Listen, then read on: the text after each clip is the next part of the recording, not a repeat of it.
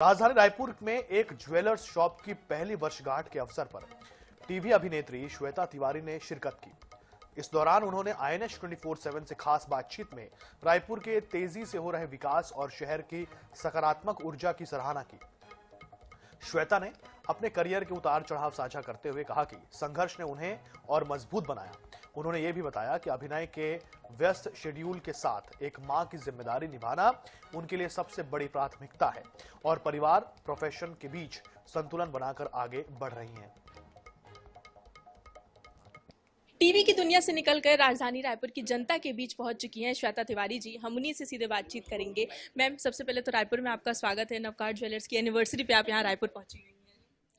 हाँ, सो रायपुर में पहले भी आ चुकी हूँ when many years back and I keep coming to Raipur and it's a different every time I come, हर साल जब मैं आती हूँ, हर बार जब मैं आती हूँ, I see a new development in Raipur. Raipur is only growing that I see and I think it's a long way for it to go.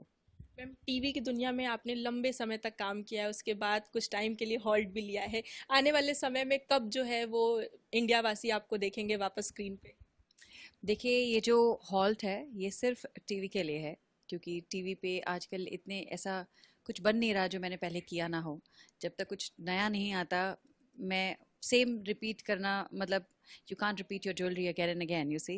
So exactly with the work style that आप monotonous feel करने लगते हैं, so you can't do the same thing. So until and unless they offer me something else, I would start TV. Otherwise, other than TV, I'm doing movies, OTT, so the halt is only on the TV, not in my career. बचपन में जब हम छोटे थे तब हम आपको देखा करते थे, उसके बाद फिर हमने आपको बिग बॉस में देखा और उसके बाद फिर लगातार आपका जो करियर है वो आगे ग्रो करता ही जा रहा है।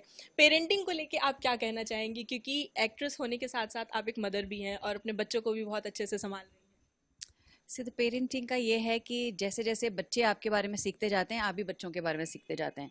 नोबडी इज बॉर्न पेरेंट, वो बच्चों के साथ ही पेरेंट बनते हैं, बच्चों के साथ ही सीखते हैं और हर किसी की पेरेंटिंग की स्टाइल अलग होती है। वी कांट से कि ये जो अपने बच्चे को पाल रहा है यही सही तरीका है और ये जो पाल रहा है ये सही तरीका नहीं है। So everybody style is different. हर बच्चा अलग है, हर पेरेंट अलग है, उनकी ख्वाहिशें अलग हैं, उनकी लाइफ में मतलब अचीवमेंट और वो जहाँ पहुँचना है गोल्स अलग हैं। So we can't compare with everything. हम नॉर्मली आजकल स्पेशली इन इंडियन सोसाइटी देखते हैं कि देखो वो माँ अपने बच्चे के साथ ये करती है, तुम नहीं करती। So I think that's a wrong comparison. हमें हर बच्चे के साथ अलग तरह के ट्रीटमेंट की ज़रूरत होती है। ये स्कूलों में भी सिखाया जाता है। Every child is different, so I think parenting is also different for every each. Ma'am, एक लास्ट क्वेश्चन है। हमेशा से हमने आपको पॉजिटिव रोल्स में ही देखा है और ज़्यादातर आपको वैसा ही देखने की हमें आदत है। आप हमें हीरोइन के जैसे ही हमेशा लगी हैं। क्या आप कभी अपनी लाइफ में कभी विलेन या कभी नेगेटिव रोल प्ले करना चाहेंगे? मेरे ख्याल से आपने अपनी स्टडी ठीक से की नहीं है। मैंने बहुत सारे विलन के रोल किए हुए हैं। I've done a lot of villain roles, so I have not done simple only the goody girl. I have done all shades, grey shade किए हैं, out and out negative किया है, मैंने absolutely to the death negative किया है, so I've done a lot of negative shows. Yeah.